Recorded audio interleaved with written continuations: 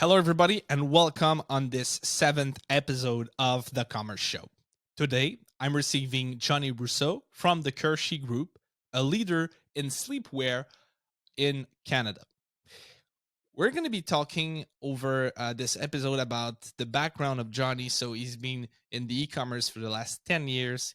He's been at Marks, so Canadian Tire, Bentley Leathers, Max, Buffalo Jeans, and now he's VP e-commerce and marketing at the Kersheh Group. We are going to be talking about a framework he built for digital transformation. We've talked about marketplaces such as Amazon and also Walmart, which in fact is the reason why I've reached out to Johnny, because he's on the storefront, the Quebec storefront actually of Amazon, where he displays one of his business called Jellyfish Kids, actually the business that he works for. And we're going to be talking about leadership. So what does it take? In terms of leadership to be a good leader actually in a team for digital transformation and also managing a team. We're going to be talking about digital marketing, of course, Shopify development that he's currently doing for the Cozy Shop, brand new e-commerce store. Johnny also is currently writing a book about leadership. So we're going to enter in depth about that book and just get some insights on what's going to be released, I think, in the next months. So it's pretty exciting. Outside of that, Johnny also started a venture called Invicta Commerce Ventures, where he invests money into direct to consumer brands. So it was very interesting to talk about his vision and also how with that venture he can help businesses to grow. And I was very excited to ask questions about it because we do almost the same thing on our end. So that's very interesting. Make sure to subscribe on the YouTube channel, on Spotify, and be there each 2 weeks. I'm always happy to read your comments and get your recommendation. Also, feel free to refer me to someone that would be a good fit for the podcast, because I'm always looking to have new guests on the show. So feel free to send me an email at info@thecommerceshow.com. I'll be happy to receive your recommendations.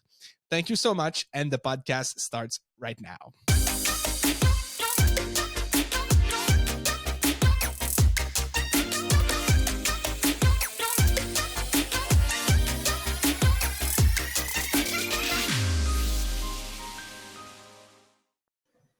Hello, everybody, and welcome on The Commerce Show. Today, I'm very happy to receive Johnny Russo from the Kersheh Group. Did I say it right, Johnny? You said it perfectly, Phil. All right. How are you today? I'm great. Thanks for having me. Congrats on the podcast. It's a nice achievement for you. So congrats on a nice journey ahead. Thank you so much. Lots of time to take to deliver some great content, but I'm always happy to be able to receive guys like you with little lots of background actually that and share that knowledge and bring values to our listeners. So I'm very happy about the fact that you accepted my my invite. So let's kickstart with the first question. So I know you started your career as a digital marketing specialist since 2011. You've been focusing on the e-commerce. Can you tell us a little bit more about your professional background and also maybe highlight us a few of the great achievements? And I think there's some since the beginning of your career. Yeah, it started. I didn't intend to get into e-commerce or digital. I wanted to be a journalist, and I loved reading and I loved writing, and I wanted to be a sportscaster. So ideally, I wanted to be on TSN or head to the US and be on ESPN. It was at that time. I was an English language journalist in Montreal. So I went to university for that, and just like there wasn't a lot of newspaper jobs in this is early 2000s, 2003 or so I graduated. The good news is that I had a friend who worked for the Canadians in the Expos, and he got me a kind of a part-time job writing articles for the Canadians. So the Canadians website, Canadians.com.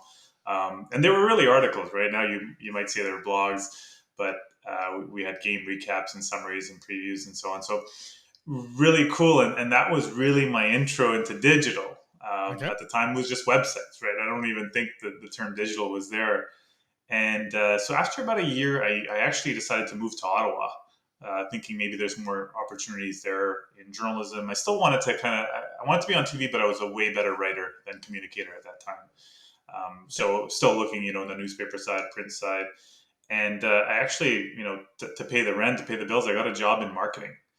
And it took about 2 weeks, and I was like, nope, this is where I'm staying. I loved it. I Oh, just fell in love with marketing, nice. and so I kind of self-taught my way. Seth Godin and J. Conrad Levinson and the original, the OGs of marketing, Yeah. and just taught myself everything there was about marketing and advertising and PR.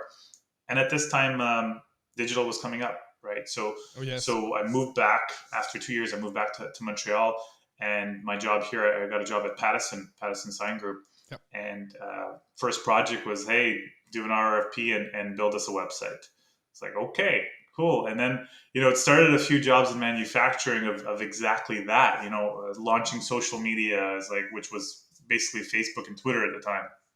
And then after a couple of years in manufacturing, which was great for learning, right? Because it's slow paced, and I Of needed a bit course. more. But for somebody who didn't have a background or degree in marketing, I thought it was a great start.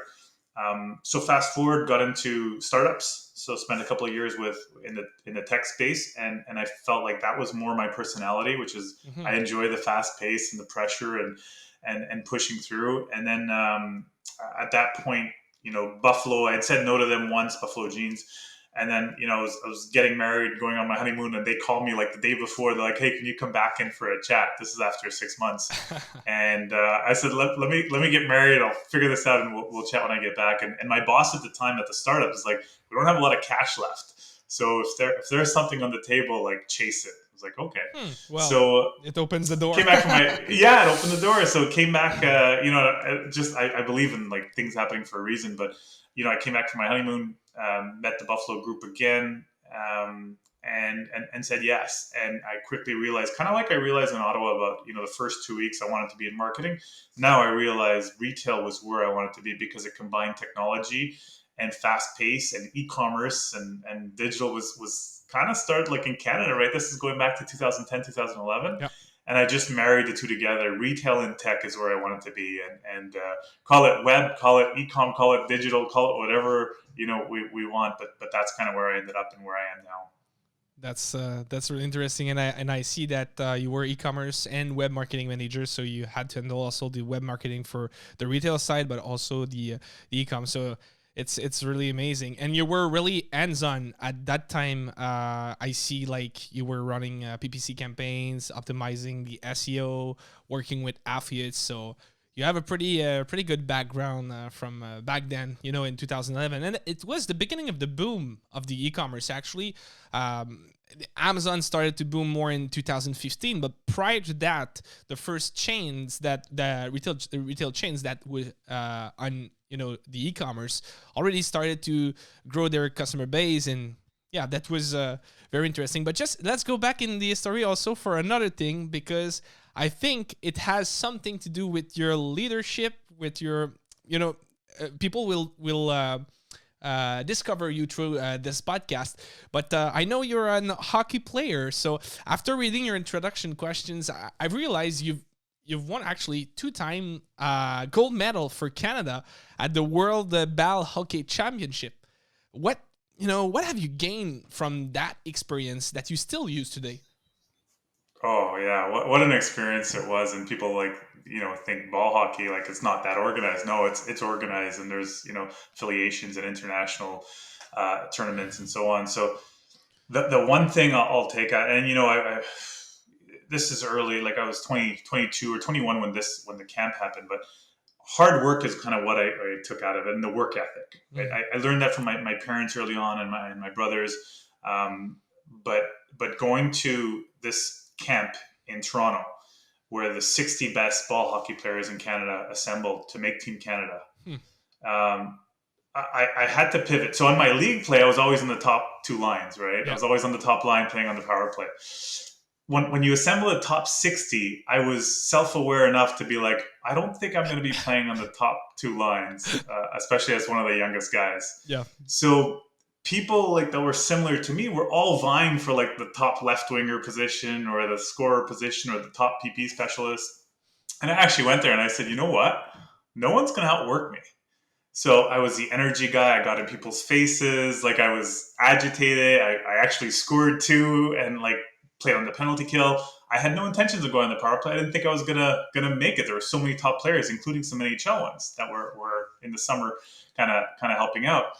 So lo and behold, I made the team, and I don't think a lot of people thought I would at the beginning of camp, and I just changed up my game completely. And going back into another trait, adaptability, which you need in digital and e-commerce. So hard work, adaptability.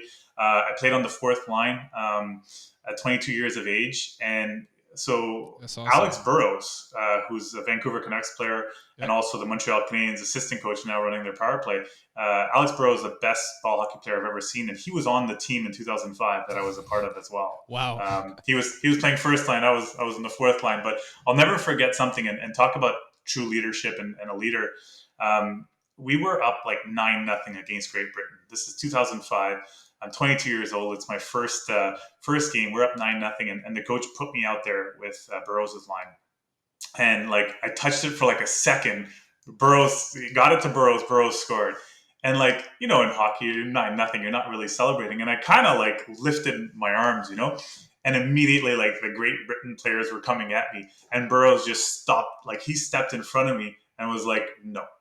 And he basically like, and he pushed them away and just said, hey, like, leave him alone. He's a rookie, and this is his first point. It's something special. And like, wow, what a leader in that moment to just do something for a kid that just made the team. And this guy's like, he wasn't at the NHL at that point, by the way. He was in the ECHL, but you just saw he was such a leader at that point. And then just our coach George Gortzos, who's what an inspirational leader, and his speeches were epic, and it just got us pumped. So I try to learn from them and use those tools. So hard work, what a leader is, someone who you want to follow, right? Not some you don't pull your team as a leader. You want them to follow you, and Yes. Boy, I would follow those guys anywhere. And so hockey helped on that end, and just got to travel to some great places: Czech Republic, Slovakia, all over Canada because of ball hockey. So it's kind of fixated on my love of travel. So hockey's helped me quite a bit in my leadership for sure. That's really interesting to see how you can bring that back into your daily job. Actually, that's interesting. And talking about your daily job, let's enter more into the e-commerce questions. I think you've created like a framework to help organization for digital transformation, because as I see at Buffalo, Max, Bentley letter, so you went through a lot of retailers that had to face challenges and transformations. So you did come up, for what I read, with a framework. So how did you come up with that idea? And can you tell us a little bit more about how you do implement that framework into the transformation process? Yeah, it's such a proud moment for me too, and 4C. So the company 4C, who does voice of customer, surveys on site and getting data back. They have an event. They had a yearly event, and we were a customer when I was at Marks, so part of the Canadian Tire Group, Marks, like Keeper in Quebec. Yep. They had an event, and they wanted me to speak at it. So, Jennifer was our account rep, and I said, okay, what do you want me to speak on? And she said, you got to speak about the Digital Partner Summit that you held a couple of months back. And what I did was basically I invited every vendor or agency we thought was going to be a long-term partner for us. Okay. We brought them together with our own team. So funny you mentioned, you've had Richard Coheen on this podcast, but Richard, when he was at Facebook, actually came to one of the events. Oh. And it was funny to see Google and Facebook actually sharing a stage, trying to help each other help us. What a moment when two of the fiercest competitors are actually together. So we put on That's that. fun. Yeah, it was pretty wild, and it was fun, right? And after we had some beers and some cocktails and told stories with everybody that was there. It was a great time. And so, yeah, Jennifer basically said that, speak about that, maybe add some other elements. And I went back into my career, especially at Buffalo, and kind of wanted to build a framework. I'm like, there's a partner set, but I've recreated this. I've done this before. I just haven't necessarily put a name to it. And all along, it was digital transformation. It was transforming businesses digitally, right? Buffalo had 30 stores, retail, didn't really have much of e-commerce. Same thing at Bentley. Got to Mark's, similar thing. They had a website, but they didn't necessarily had a full-blown digital team that had paid media. They were really doing traditional like TV and print and so on. And we kind of took them to the next level for digital. So what I started designing was, okay, here's the framework, and there's really 5 pillars, and it's education, people, so your team and your departments and the people in your company, partners. Which we spoke about, but is like the vendors and the agencies. Like we if they're a partner, they're a partner. They're not a vendor. They're not an agency. Yeah. Agency is a short term fix. Yeah. A partner is something that we look at long term. Yeah. Culture, right? Like I don't know any business that could be successful without a great culture, or people that want to stay in that business without a great culture. And digital e-com, it's a different beast, right? It's there's a certain personality needed in this industry, as I'm sure you know. And then the last one is data and change management, which kind of go hand in hand, because sometimes you need factual precision when on a new project or so on. You can't just rely on like past experience or gut feeling. Like you actually have to start bringing data into these conversations. Yes. And then it's linked with change management, because like you can be the most talented person in the world, if you don't know how to sell or tell a story, you won't be getting those people on your team to change. You have to figure out how to help people change. And some people take months, some people take weeks, some people take days, and you got to figure that out in your department, your team, your company, which kind of links to culture as well. So those are the 5 kind of pillars that I've helped like put a name to, and it's a really digital transformation framework, and it keeps working. So it's still in 2021 as we go forward. Like it's still it's more important than ever. I think, especially the culture one. You hear companies talk about it quite a bit, and especially on the digital side. How do we build a digital culture to win? Yeah, and I guess that in some organization that were retail and never had any e-commerce at first, there was maybe some resistance to go forward through the e-commerce. And I guess the framework allow you to ask yourself the right questions and put the right person in the right seat. So I'm so glad you said it. Yeah, and the other thing, you know what it is? Prioritize. Yeah. Like the 5 pillars can't happen at once. For sure. Sometimes your team needs to be educated. So back to your point about some retailers that I worked with, education was the first thing that I needed to do. It's like, why are we taking money away from TV and putting it into Google? Yeah. What are you expecting to get from paid media? How are we driving paid media into stores? Because we have to support stores as well. Of course. We have to break that down and show another pillar, data, right? And we kind of won them over with data, but it's different for every company, and every retailer is going to have a different priority list for these 5 pillars. Mm-hmm. But I do believe strongly that they are there. That is the foundation for transforming businesses digitally. But yeah, you're right, and it's different for every company in terms of how you do it or what you do first. And some are more ahead than others on their transformation journeys. Oh yes, and lots of transformation still to come, as we can see. Oh, I hope so. Yeah, I hope so too. Outside of that, let's talk about more the role that you have right now at Kersheh with actually the new the Cozy Shop project. So you're launching a new e-commerce platform during this summer. Can you tell us a little bit more about the goals around this platform, and how you will reach those goals, and what's your strategy around it? Not necessarily the secret sauce, because it's not launched yet, but if we can learn about it, that can be interesting. Yeah, so we intend to build the largest sleepwear site in North America. We're Wow. calling it the Cozy Shop. Yep. So the Cozy Shop is launching this summer. We have eight. We have eight websites right now, Yep. with multiple private label, like private brands that we own and manufacture. So the Kersheh Group, just to back up, is a sleepwear company. Yep. We sell pajamas for kids, men, women, families, pets. We have over 50 licenses, including Disney, Marvel, Lucasfilms, Universal, Warner Brothers, the NHL, NHL. Yeah, I NBA. was about to say it. Yeah, NHL's in there. NHL's in there. So we have a plethora of licenses, and what's happened now is we have eight different websites. We have, obviously, we sell on Amazon Marketplace, we sell on Walmart Marketplace, but to have eight instances of Shopify, you're really parsing out your data, and we wanted to build one site, house all our sleepwear on it, so that if you're a mom and you come to the site, you don't have to just buy for your kids, but you can buy for yourself and your husband, and Hmm. maybe even your mom or your sister or so we do think from an average order value perspective, a units per transaction perspective, we can get those numbers higher, and the goal is to be profitable, right, in this business. and Yes. and it's always hard on Amazon and Walmart because you don't control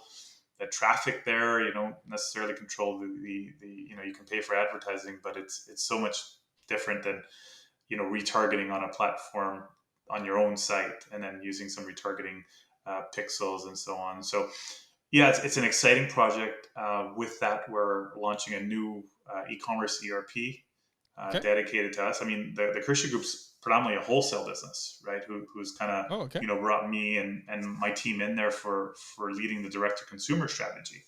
Hmm. So this is still relatively new. I think they've launched e-commerce 4 years ago or 3 years ago now, Okay. and so the Cozy Shop is a big investment that everyone believes in, but it's predominantly a wholesale business that is now trying to do both, right? And so yeah, new ERP for e-commerce. We're launching with a third party logistics provider in Canada. We're gonna have one in the US. So we're that this COVID didn't approve this plan. This 3-year plan was getting presented last April, whether it was COVID or not. Yeah. But I think what it did is kind of prepared the company to go full in, Yeah. and rather than doing some now or doing it half now and half later, multiple phased approach. It's really going all in now, Yeah, yeah, it and I think forced that's what people COVID helped. to move forward faster, I Oh guess. yeah, oh yeah, and if you know anything about me, like I like fast. So And talking about fast, have you selected Shopify to be your platform also, or you're using another one? I am. We're using Shopify Plus. I'm Okay. like a big proponent. I will admit I have some stock in Shopify. I hope all of you out there do a bit. Yeah, full But disclosure. yeah, full disclosure. No, Shopify is fantastic. First of all, I mean, it's great to support a Canadian company. We Yeah. have this in our backyard, and I've used pretty much every single e-commerce platform in previous jobs. From the Icongo days to Hybris. After SAP bought them, to Magento, Big Commerce, eBay when they had GSI Commerce, Yeah. Intershop, which is out of Germany. So I've used a few of them. I think ATG is like the only platform I haven't really used from Oracle. Okay. But to compare and contrast, Hybris is fantastic, but depending on the needs of your business, right? Mhm. Canadian Tire and Marks, that's what we were using. But to be using Shopify and to be able to just move so quickly, and oh, this promo's not working, I'll find an app that does it for $4.99 a month, and after three Yeah. months, like you don't need it anymore. So that's the ecosystem that I think is going to work well. And yeah, they've set themselves up nicely with multi-language and multi-currency and how they've grown, and they I think they're targeting larger businesses now. It's Yeah, not yeah, just the, because the small players. what you said, the language and the currency was the weakness of Shopify a few years ago, but by now with Shopify Plus, you can have multiple language, multiple currency without any problem. And have also multiple, let's say, culture. So having Yeah. Canadian store, US store, and everything. So that does make sense. But I was curious to see if you're already all your platforms are splitted on different Shopify instance. If you would like to move back also to another Shopify, and yeah, I think it does make sense in the fact that you want to increase the number of item per order, increase the average order value, because when you pay to acquire a customer, if he does just buy a shirt or a pair of pants, it will be really really expensive. But when he can buy for his kid, for his wife, and then for himself, we grow the bill, and we grow the ROAS at the same time. So Yeah, and lucky enough, like I mean, we sell sleepwear pajamas, right? Like yeah, kids underwear, socks, a kid's two piece pajama set. yeah, It's not heavy, and yes, it's light, and you can polybag it so that it fits in an envelope. So all those things, like if you're adding one item of a 6 pack underwear to a 2 piece PJ, it's not really increasing that envelope size. mm-hmm. So those fees automatically you're making more money on them, and we all know the challenges in Canada, right, with the infrastructure and the network and how big our country is in terms of landmass. So and then you go to the US side, like it's like $5 shipping, UPS next day. So Oh yes, it's I know. it's such a different challenge, but that's what we're here for, and that's what we're trying to solve. But you're totally right. Yeah, we're going on that one instance, and we want to, customer data is going to be a big thing for us, and being able to leverage all these different brands on one place. So yeah. So that was my next question. Were you thinking to merge every data, every stores to a single one, or yeah? Okay, so that's the plan. Okay, I Yeah, get so it. we're 301 redirects, all that stuff. Like we're let's say our Jellyfish Kids site that we currently have now Hmm. will be a brand on the Cozy Shop. Yeah, exactly. So it'll Yeah, be one of like a slash brand yeah, that site. does make So sense. yeah, we think that's the best way to do it. And yeah, it's a smart decision even for our team, right? It's not like we have the biggest team in the world, right? We're a lean group that tries to do a lot of things. So for us, the different logins and the different solutioning and the QA. Think of the QA on 8 different sites. I mean, so yeah, we're so pumped as a group to be able to do this, Yeah. and kind of it's not going to make our lives easier. It's just going to be more efficient, and you're going to be Oh yeah. working on better problems. You know what I mean? Yeah, So we're totally stoked for this. that's really interesting. We'll stay up to date about that, and let us know when it's out for sure. Um, let's talk about marketplaces, because you talked about Amazon, you talked about Walmart, and I'm really passionate about Amazon. To be honest, I'm always on Amazon every day, but on the seller side. I saw actually your face on Amazon at first. That's where I discovered you, because you're on the local storefront of Amazon for the Jellyfish Kids store. Uh, but so that's interesting. You made the first contact with me that way. Can you tell us a little bit more about what is that program? How you landed there, and does that it really help you to generate some tractions for the brand Jellyfish Kids? Yeah, so Amazon Canada was reaching out to Canadian-owned small to mid-sized businesses, Hmm. Canadian-owned and operated businesses who had some success on Amazon. So they reached out to us because of the success Jellyfish Kids had. Um, and our president said, "No, Johnny, like you should be in that feature," because they wanted like the owner and the president, right? And Yeah. then they got me. So that's how I kind of ended up there. Originally I think it was supposed to be our president, but they settled on me. And Amazon has a great PR team, like fantastic PR team. So it was like we went downtown Montreal. They were in a hotel, visited them, brought some PJs, took some awesome shots, and it was just a fun shoot. And they were in from Seattle, so their team came, to Canada, and we're doing stops along the way. And like the traction that you get when yeah, like you said, it was published, and like I wasn't even promoting it. Like my friends are like, "Hey, were you in this recently?" And like people I hadn't even talked to in years were like messaging me. So it really got out there clearly, and Wow. and it did wonders. Like from a Jellyfish Kids perspective and brand awareness, that's how you become like we talk about national brands, like when a private label Oh or yes. just, your own brand becomes national, like that's some powerful stuff. And for sure, owners, right?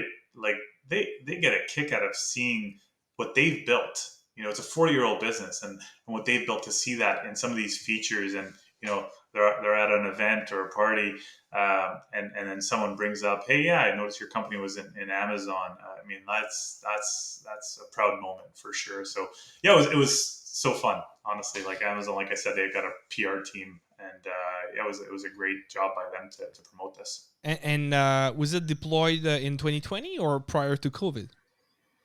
It was this was prior to COVID. Okay. It would have been prior to COVID. Yeah, like so. No. Sorry, it was, man. It was September Okay. of. It was no. It was during COVID. Yeah, I had my mask. I drove downtown. Yeah. So Okay. it was during COVID, and then published over the holidays last year.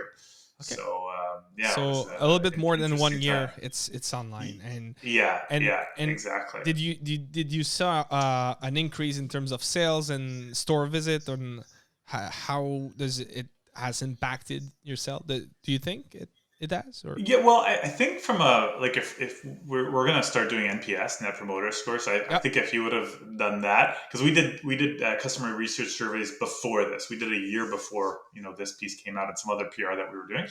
But so if you ask me on a brand awareness NPS, I would say yeah, that totally For sure. helped.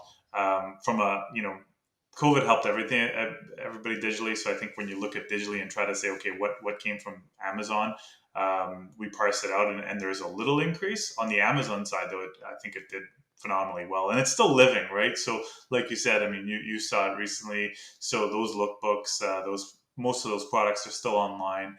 So I think it did help boost sales for sure. That's interesting because one of the company I've invested with my partner in has been selected, and we have took the pictures last week.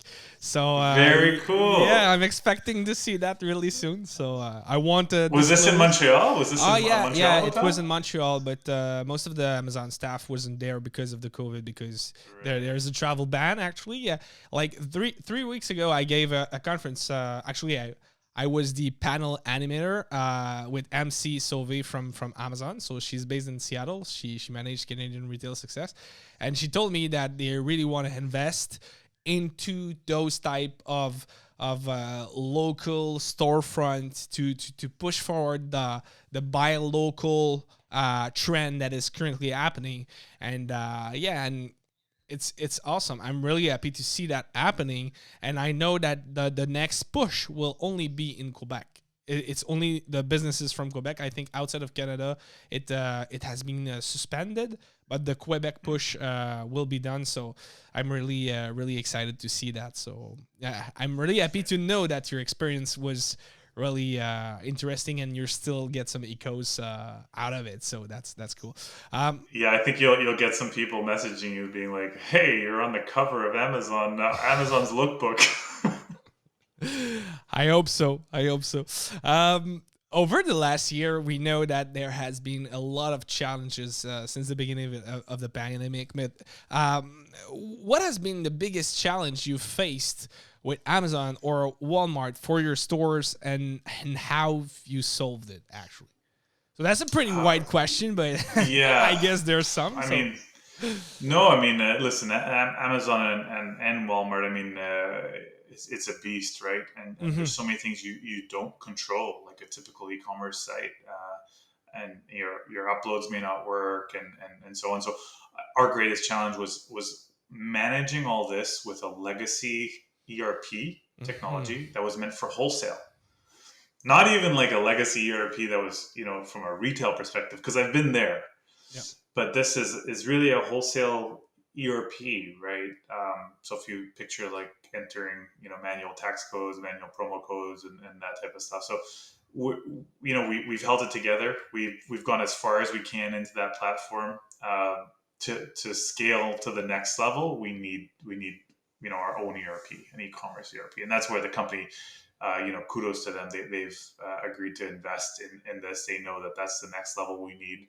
So yeah, that's been the challenge. Is really like, we want to be on more and more marketplaces, but the level of effort to get on while managing the day to day and now managing new projects, right? It hasn't been that easy. But now we have, if not best of breed, pretty close in terms of technology partners, the people we're working with, the people on our team. So yeah, it's kind of all working out in that sense. But legacy technology, I think a lot of people would say that. Sometimes it's on the e-com side, but this is actually just trying to get one source of truth, which we don't have, right? Yeah. We don't have that single source. So no PIM, you know, it's only like you have the ERP and it's old and you need to ping it for the oh inventory, the yeah, text oh fields. yeah. Oh wow. And then we need to change it, right? It's not Mhm. like there's product descriptions in there, like you said, a PIM. So our new ecom ERP has a product information management system. So PIM, Yep. inventory, warehouse, Which ERP orders, have you choose, pricing, by the way? OrderBot. Or the So it's so yeah, Staples.ca. Funny enough, they're one of the largest in Canada that launched on Shopify Yeah. Plus, and coincidentally, they're working with OrderBot, who's also a Canadian-based company. Hmm. It works out. Like it's always a nice thing. Like it's not the main thing you go into saying, hey, we want to work with a Canadian company. But for sure, it's kind of like a nice little bonus to have when we have all this tech in Canada, and it's nice Yeah. to kind of reward them. So yeah, we're looking forward to that partnership. Yeah, that's interesting. Simon Rodrigue from Staples is in one of my target for the podcast. I Cool. don't know if you know him, but would love to. If Simon is listening, I would love to talk with you. I'm sure you're gonna get Yeah. a lot of pretty cool Yeah, participants yeah. on here. He's gonna be like jogging and yeah, okay, I'll join. Yeah, your phone should be ringing any second. Yeah, I hope so. Anyway, it's gonna be released in 2 weeks, so that's cool. Let's talk about the leadership, but because I know it has took a lot of place in your career, and you're still improving your skills around that, and you also have a project going on for a book, but. Yeah, let's start with the first question. So we know you had several roles of leadership in your career where you had to manage a team, and I would like to know what does it takes to be a good leader in digital and e-commerce marketing. Yeah, I'd love to say there was only one thing, but that would be kind of lying. But people talk a lot about adaptability, being agile, and I mean, people say that a lot, and then they don't really action that. Mm-hmm. And I think it's so important. Like this is digital, this is ecom, cryptocurrencies coming, like all these things that you need to adapt and kind of think about the present, but also the future, and what are you going to do to change, right? So I think to be a successful, there's being a successful leader, and then there's being a successful leader in digital and ecom, where again, different type of personality, different type of drive and passion that are associated to running this type of business, right? A lot of things go wrong, right, when you deal with technology all day. So I think that's part of it. Like Yeah. if you have that mindset, yeah, right. Yeah, like we all know about it, especially when you have an agency. You always hear about the bad stories or the things that are breaking up everywhere. It's and it's normal, I guess. But it's a machine. Yeah, it's a machine, right? It's just like how like a car manufacturing machine, like so it could break down. Yeah. There's a generalist and a specialist, Yeah. and I think I'm excited to read Range. Range is a book by it's right there, David Epstein. So that's like my next book that I'm going to be reading. But it's about how generalists can help rule the world. The Bill Gateses of the world kind of are generalists, and I'm a generalist. Like anyone that knows me, I'm a generalist, and you need both. You need both on a team. You need both in a company. You need specialists who dive deep into information. You need your SEO person. You need your design person. Mm-hmm. You also need a generalist. That's interesting. Right? So, the two separation. Yeah, that's how I view. Like in an interview, right? Like people think about extroverts and introverts and different colors and so on. Like I put my hat in, being like, you know what, we need a specialist for this role, and we need future potential manager generalist. So, and I don't know if one better than the other at a leadership, but I think for me that's really helped knowing a bit of everything, and that's how I've put myself in the best position to succeed is knowing a bit of everything, not just in my department or my team or my section, but also about finance and P&Ls and operations and tech and IT and all that. So I think those are kind of like two fundamental, maybe soft skills, right? Mm-hmm. Then there's like, be good to people. Like, don't manage tasks, manage the person. And I think, there's a person on that other end too that we often forget about, and we treat them as bullet points, and it's totally wrong, because like, if you're having a bad day and you ruin their day, they're having a bad day, and then they go home and they have kids and they have spouses, and they're having a bad day. So Mm-hmm. your bad day has just ruined 5 people, and Yeah. made them upset or sad. And so like, I never want to be in that position where I like ruin someone's day. So I think a lot of people, over the years, the Simon Sinek's and so on, are getting that point across, that like, it doesn't, like, because you care about people, it doesn't make you soft. It just means like you care about people, and that's okay. Like, Yeah. so maybe we'll talk about my book after, but like, that's a We will. core piece. We will. Yeah, that's a core piece of my book, that like, human capital, and like, just being good to people and being respectful for them. Like, you'll have a lot more people behind you when that happens. I think a leader in digital also needs to be really good on the tech side, and really good on the creative or marketing side. Mm-hmm. You could be the best developer in the world, but if you want to lead and lead people, you also have to understand the marketing side, the digital side, how to get traffic to the site, not just convert them. And conversely, right, you can be the best paid media person in the world. If you want to lead a team and understand how everything works, you also understand how to convert people and user experience and what they actually want.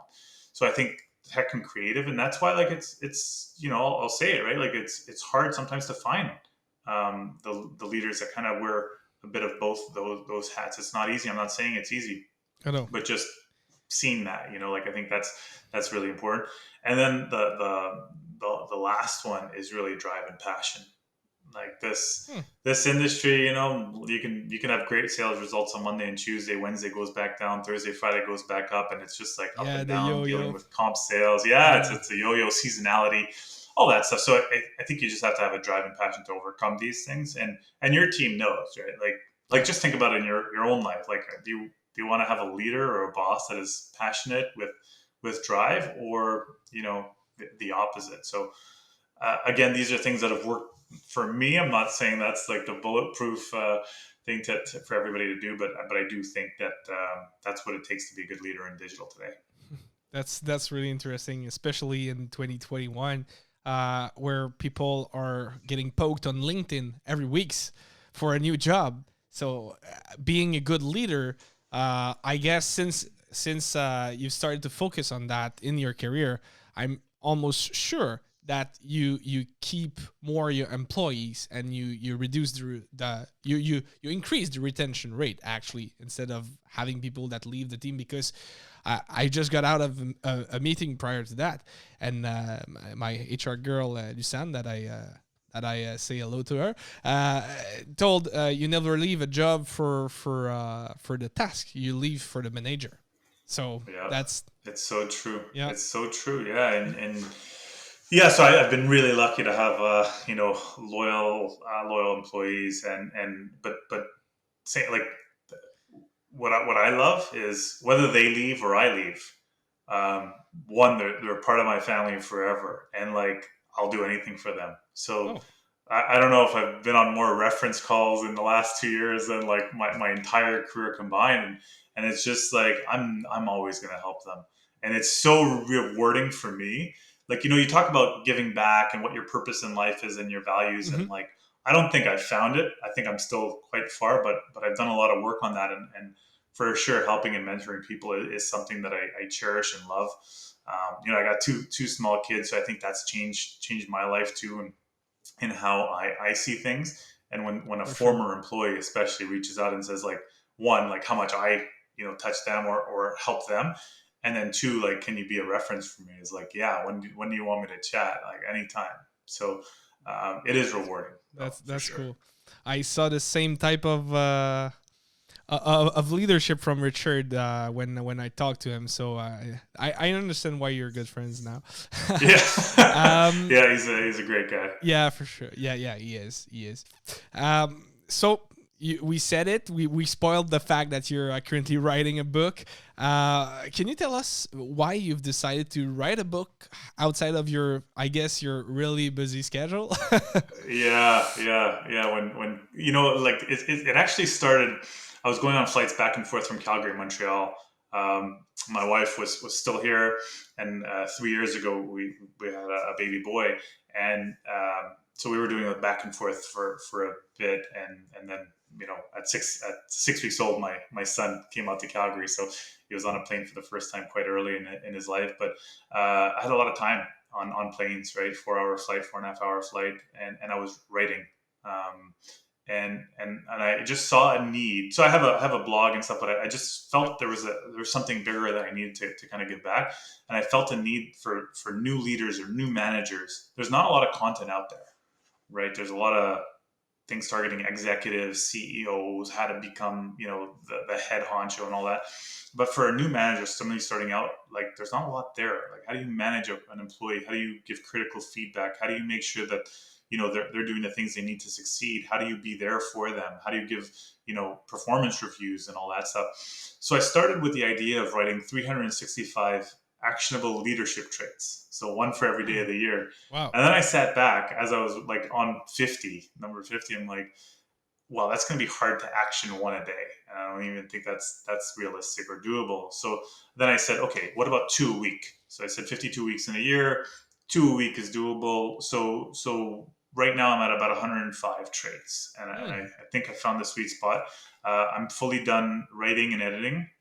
I've gone through the editing process twice myself, and now I'm looking for am I self-publishing this? Am I doing it on Amazon? There's a bunch of different books and articles on this process, so that's what I'm digging into. So my goal is to figure that out by August, and then my goal has been to publish next year. So hopefully it happens sooner, but that's really where it's at. But I'm proud of it. It's something I wanted to be an author. I've always had writing right back into my days when I was a kid. When you were a journalist. Yeah. No newspaper wanted to hire me. I mean, shame on them, but still.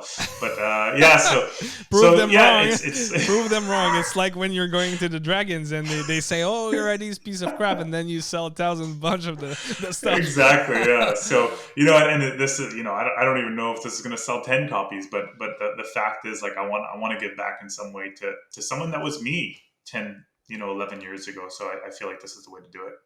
And are you planning to launch the book directly on your website, so johnnyrusso.com, or your? I mean, that'll be one avenue for sure, right? Okay. I'm gonna promote it on LinkedIn too, and yeah, I don't know, maybe on Amazon as well. Where I'm trying to figure out that process now. So I think I'm reached my point where I'm gonna go to a professional and ask for their help.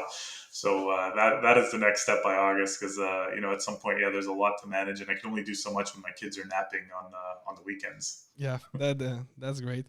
Let's jump into another part of your life. So you're an investor at Invicta Commerce Venture.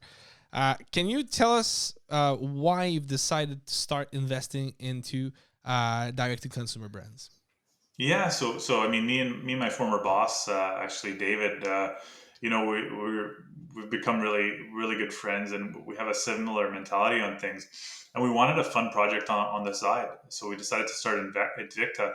And really, we also have a same value orientation, and purpose is really important. So we want to purchase the right brands that are for us. And so, yeah, this company was kind of set up to invest in some of those brands, help them out, either purchase them, partner with them, help them scale, whatever works for everybody involved. They kind of have to fit in the DNA of what Invicta wants from a purposeful brand and various industries, and also be on Shopify, so we can kind of take advantage of the ecosystem.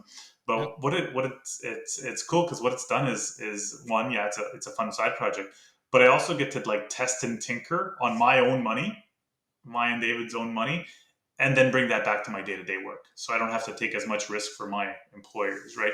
Whether this is tech, whether this is, products, whether this is drop shipping and all that stuff. It's kind of fun too to be back in the game, right? I have a team usually for that stuff.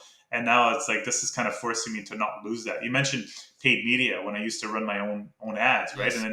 And then you kind of get up in your career and you have a team or you have an agency doing it. This is us again, kind of putting it in. So I think it's really, really important to stay hands-on grounded. On things you like. I'm still doing Facebook ads after 7 years of agency. We're over 40 now. And I'm still running Facebook ads for some of my favorite clients. And I still, stay in touch of the things that I like. So that's I awesome. totally get it. We might need you for an audit at one point, because I don't, like I'm trying and I keep up with all the certifications and stuff, but they're like, you're right, there's nothing like doing it yourself. So yeah, this is like our little playground, so it's just, it's a fun little thing. And that's why you see me talking about Shopify. I just think it's like a great platform. Like if Shopify wasn't there, what would we be doing? Maybe buying Amazon businesses.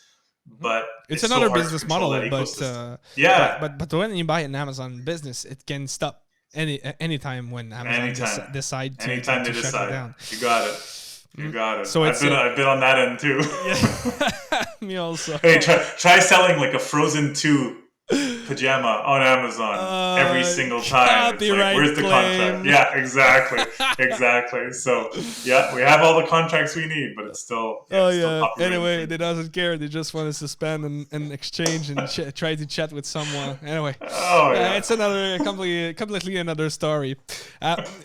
When you say that you scale direct to consumer brands. Are you helping those ventures to scale their logistic, their marketing, retail distributions, or how is your business model, or what do you focus on to bring the most value to your investment? Yeah, you got it. Everything they need. So let's say the site is developed. It's like everything after that right now.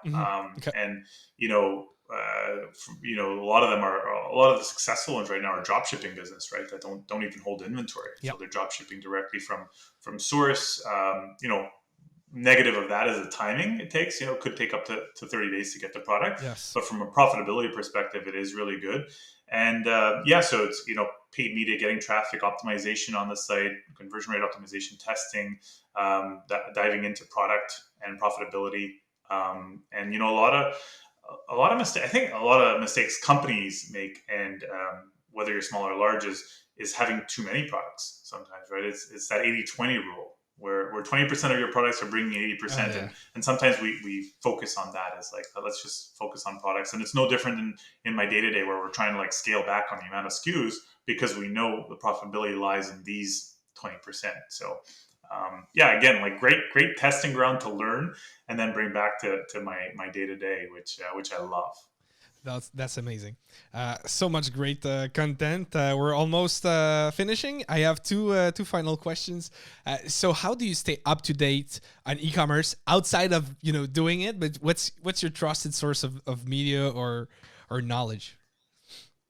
Yeah, I mean, read and implement. So I'm an avid reader. I love books. I mean, blogs, whatever it is. We're listening to podcasts. But I make it a point to make sure I'm reading, at least 15 to 20 pages per day. Never fail. And just the thing is, like, you can read something and then just forget about it. But if you read something, like the goal is to like, what did you learn out of it? So I try to get one or two things at least from everything that I read, from a personal development aspect or leadership aspect or industry aspect. So that's one way. Obviously, listening to podcasts like this one, the Jason and Scott show is a great one. There's a ton of good blogs out there. And for me, Retail Dive is a great one because I get all my retail news and what's happening in the industry. Yes. And Shopify's got a fantastic blog too. So yeah, there's not like one source that I wake up in the morning and kind of say I must read, but I have a Feedly account and put all my stuff in there and off I go and peruse maybe 15 minutes a day on the industry. But really, reading is where I get a lot of the knowledge and sharing. That's really cool. And what would be your best advice to give to someone that would like to have your role one day and he's starting from the ground up? Keep learning. Especially in digital, like the moment you think you know it all, you are done. Oh Yeah, yes. like I don't want to retire. Like I don't think I need to ever retire because I love this stuff and I'm going to keep learning. And maybe I'll Yes. be doing it on a yacht. That would be my retirement. Doing this on a yacht and still working and helping. So I Basic think that, life. yeah, exactly, right. But it's I okay. think that's an important one that I've learned over the years. I think I mentioned before, but tell a story. Don't just sell. Whether you need more people, whether you need a big budget, whether you need more help on technology, like frame it for the people making the decisions. So you're not just saying, I need X amount of dollars. Like tell the story of why you need it, what you're going to do with it, how you're going to improve their business and their lives. And then the other thing was like mentor and be mentored. I've recently made it a point, so I never ask for help, like ever. Like I just learn the industry myself, go on Google, figure things out, go on YouTube, and about 2 years ago, I said, you know what, like I want to see what asking for help really means. So I started working with an executive coach, Okay. That's interesting. who's really a great sounding board for me on leadership and management and not so much on like digital or e-commerce, but really on the other side of that and just how to Mhm. be a better leader. And so it's 2 years running that I've been asking for help, whether it's my coach or some other people, past presidents, past bosses, and it's so good. It really just like I probably would have learned this stuff, but it just quickened that pace. So rather than it taking 3 years, now it's like in a month. Like now I know like what I should be concentrating on or focusing on this month to be better at change management. Oh, And that's really so interesting. I think that's some advice that I would give out is like mentor and be mentored. Don't be afraid. And it's something to, this industry is very helpful, right? Digital and e-commerce, we're Yes, very it's a helpful people. community that It's a is great really community. strong. Yeah. Yeah, great community. So I think that those would be some of my keys. Wow, that's really interesting. By the way, I have a mentor too, and it's really I know you. It's more maybe a coach, but in business, I had a mentor like 10 years ago, and I'm still with the same guy. And every time I go see him, it's always a kick in the butt, and he's like, "Okay, go do your sale, do your expansion." Nah, nah, nah. I'm like, "Whoa, okay, I need," and he's always there to help you to ask yourself the right questions. And I think Right. that's the way we learn faster and adapt ourselves. That's pretty much it for all the time we had. I know you had a hard stop, so do you have an ending note for our listeners? No, I mean, I wish you all the best, right, in this new endeavor. Like, my only question is, like, how did you start this? How did you start the podcast? When did you think it was time? Oh, actually, my girlfriend, she's an emergency nurse, so she does work during the the night. So I have some free time, and no, I don't have that much free time, but I've decided by passion to spend a part of my week to produce content and to learn more about the industry and the people. And since I have a ADHD, I don't read that much. And the best way for me to learn is to YouTube YouTube binge watch the series of podcasts, and that's what I like. And I'm also really passionate about stand up comedy, and that's where I started to listen to podcasts. So Sous Écoute from Mike Ward is one of the podcasts that I always listen to. And I came up with the idea, why don't I just have my own and start, interviewing people that I find inspiring, and I think that I can ask them good questions. So having a pretty good background, a generalist maybe, like you said, Yeah. journalist background, and being interested to learn about it. That what made me to build the commerce show, and it's only the seventh episode, and I'm pretty sure I'll do over 100. So yeah. But then, Amazing. thanks for Well, asking. congrats. Yeah, congrats. Thank you so much, Johnny. It was very a pleasure to talk to you. And if people have questions, they can reach you on LinkedIn, I guess, or what's the best way? Yeah, LinkedIn. I mean, visit johnnyrusso.com. LinkedIn, I'm pretty active and will respond to any questions you may have. And we'll On Instagram and Facebook too, so you can okay. friend me on those as well. That's cool. So we're gonna be following the launch of the cozy shop and also the book that you're writing. Thank you so much for being with us today, and have a nice rest of the day. Thank you, Phil.